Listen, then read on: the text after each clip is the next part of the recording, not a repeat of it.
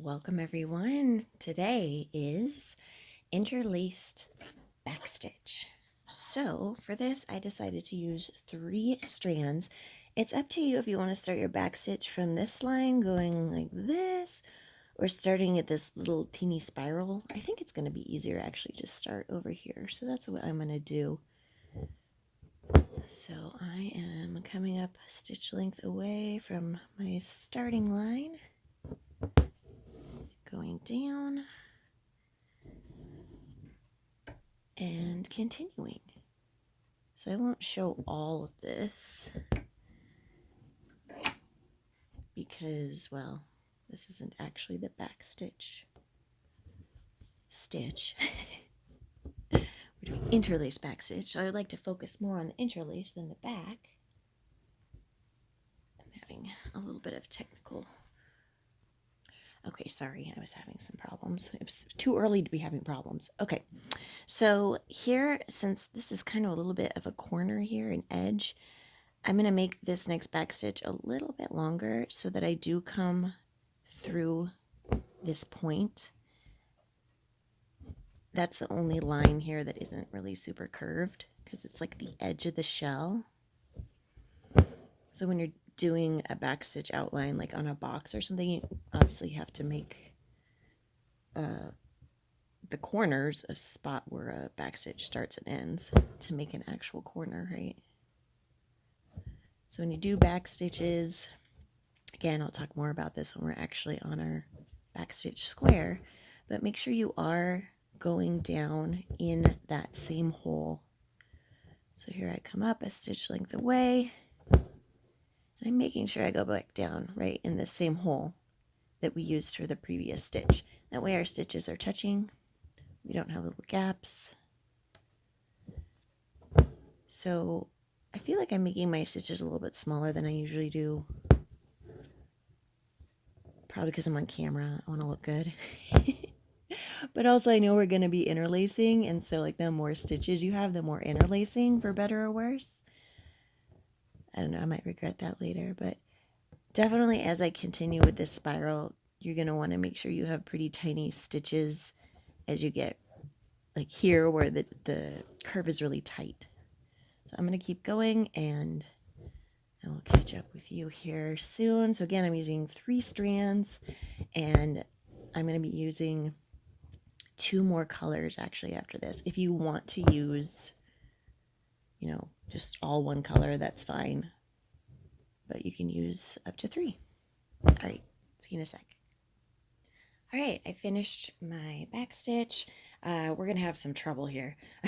we'll figure it out when we get there. All right, I have my next color, and technically, I think we're supposed to come up like under a stitch, which isn't always the easiest, but do your best to come up under your first stitch. And then you're going to start weaving. So you really don't need to worry about piercing the fabric at this point, but we are going to weave under and over. I guess maybe it's not a whipped weave, it's a back and forth weave, if that makes sense. So it's up to you how tight you want to pull. Obviously, if you pull really tight, it's going to start pulling on your back stitches, which is not recommended. So it'll pull your fabric and kind of move your stitches from the guideline. So I'm being pretty gentle here, just kind of letting the thread be where it wants to be. Back and forth. So be careful, of course. You don't want to stab your stitches that you're trying to weave under. You don't want to stab your fabric, and you don't want to stab any stitches nearby. Like here, I have a wonderful opportunity to stab these. We want to just be careful. I don't know if you can tell, but I'm using my finger underneath, and I actually push up the stitch that I'm going under to make it kind of the high ground. So then it's easier for me to just go under that stitch and not mess with any other stitches.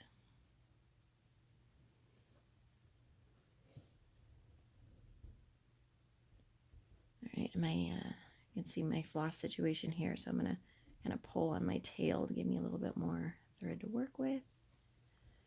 When I did that, I just wanted to be careful I didn't just yank and pull, because then that would result in all of this getting pulled. We don't want that. Nice and gentle.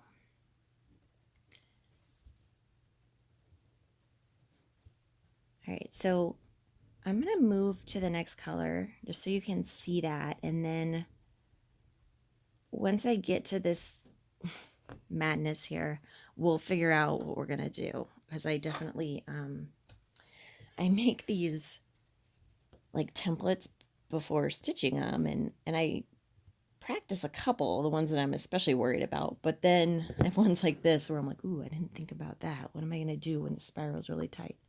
Okay, so for our other color, here's our initial stitch. I'm coming up on the other side. And here it gets a little trickier because we're doing the same thing, but we also have that original weaving to worry about. So we're just on the opposite side. So you can see this, the smaller your stitches, the more of this you're going to be doing.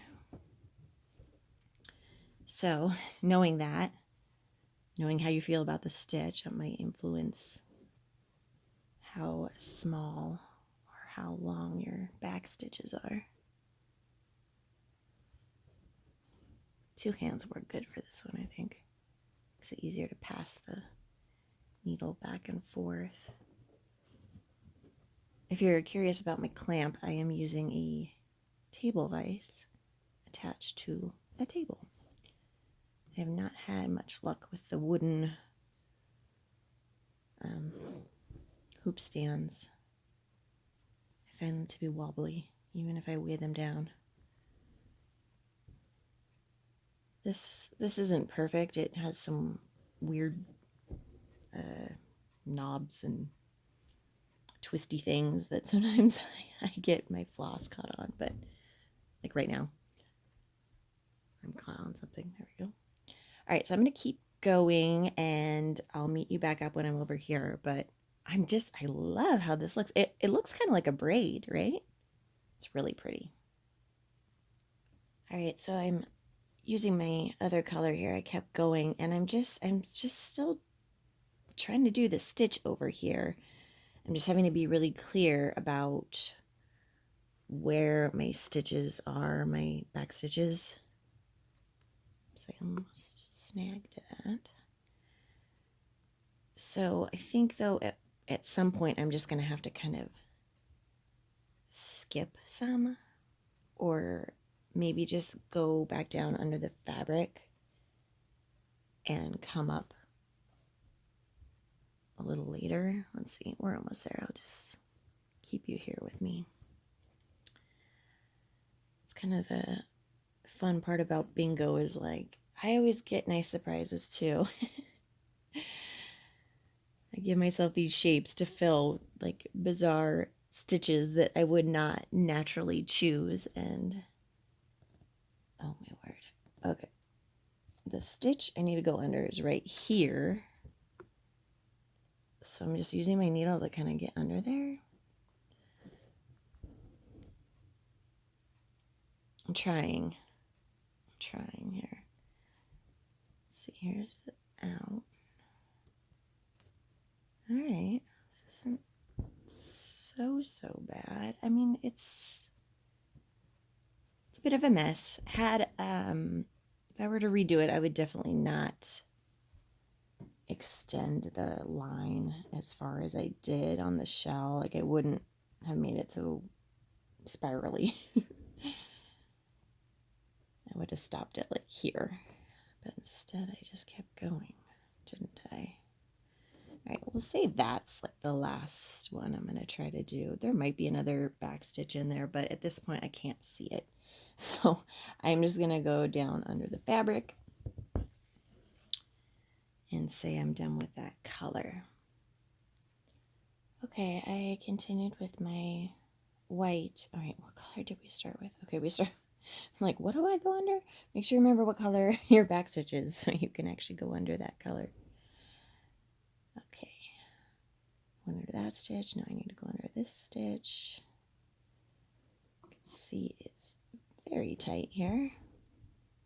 I think here I'm going to go down because I don't want to create too much confusion where it's so doubled up over there. However,